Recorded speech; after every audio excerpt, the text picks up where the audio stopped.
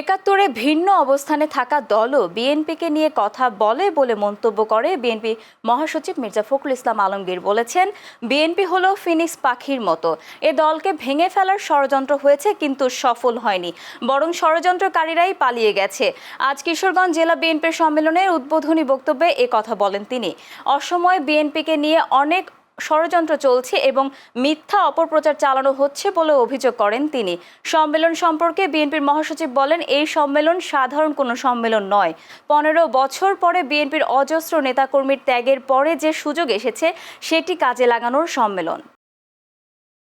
রাজনৈতিক দলগুলো বলে, যাদের কালকে জন্ম হয়েছে তারাও বলে, যারা 1971 সালে ভিন্ন জায়গায় ছিল, ভিন্ন অবস্থানে ছিল, তারাও বলে।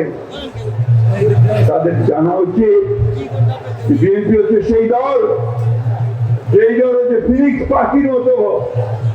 বহুবার চেষ্টা করা হয়েছে বিএনপিকে ধ্বংস করবার, বিএনপিকে ভেঙে ফেলবার, কিন্তু বিএনপিকে কেউ ভাঙতে পারেনি। পেরেছে? যারা অত্যাচার করেছে, নির্যাতন করেছে, খুন করেছে, হত্যা করেছে, তারাই শেষ হয়ে গেছে, তারাই পালিয়ে গেছে।